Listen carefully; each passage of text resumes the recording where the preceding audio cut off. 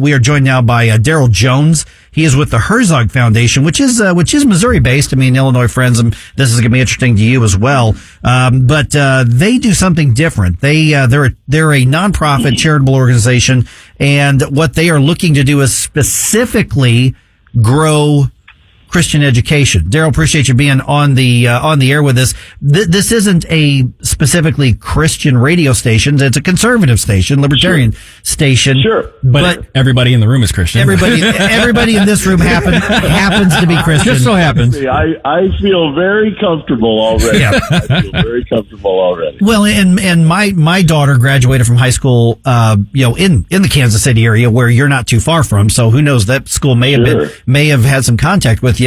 But why take because this is a very different approach, because we talk a lot about school choice and I'm all in on that here. But you're saying this is what we want to promote. Parents, this is the direction you need to go. We're making our case for this. Why specifically Christian education?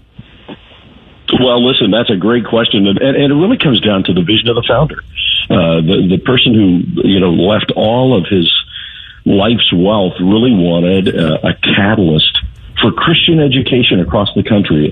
Stanley Herzog amassed his wealth, with light rail, all things trains, roads, and really wanted to lay the tracks, as it were, towards Christian education across the country. His two children were both graduates, K through 12 of St. Joe Christian School, and he loved America. He loved hard work. He loved values, a work ethic. His faith was very important to him, and he wanted his fortune to go to serve as a catalyst for Christian education across the country, making existing Christian schools stronger, and then creating more of them in areas where Christian education is not so accessible, rural areas, urban areas. And so at the foundation, we're really working on how we can do that.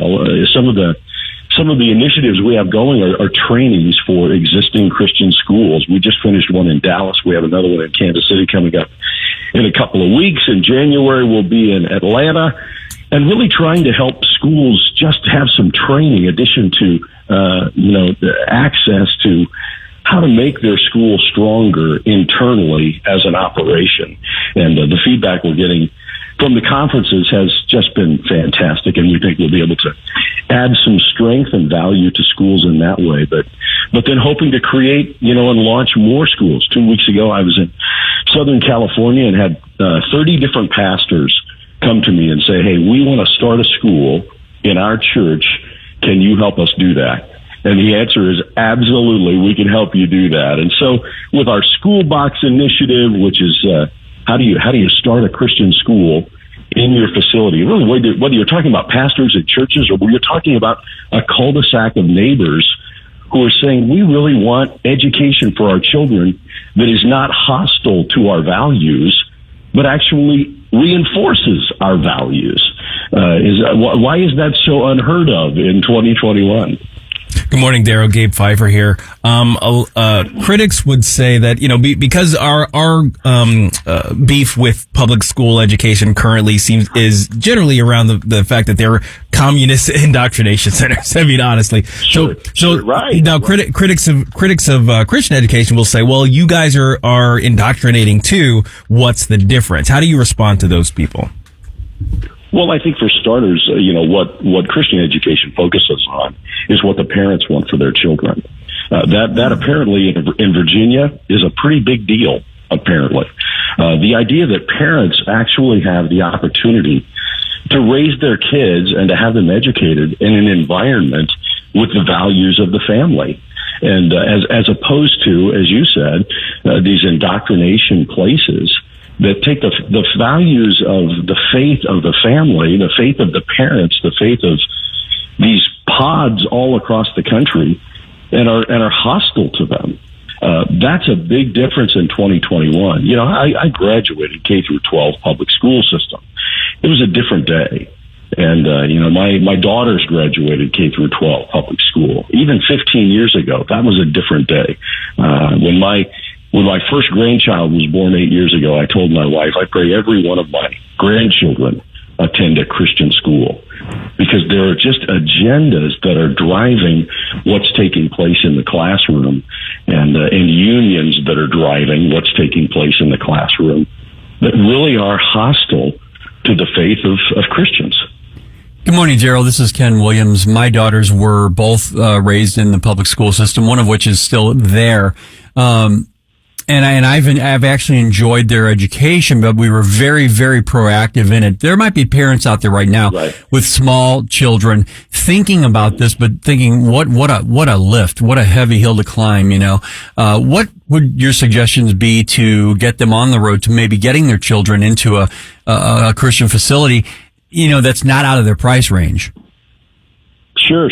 I think for starters, that's one of the initiatives that the foundation is about as well. It's really trying to connect interested parents with Christian schools that are around them. We've been in the process, certainly in the Kansas City area, of identifying what Christian schools are available and around. And earlier this summer did a major initiative with media in Kansas City on making connections, just putting it out there in conservative radio and Christian radio. Hey, who's raising your kids? Do they share your values, or are they in opposition, radical opposition to your values?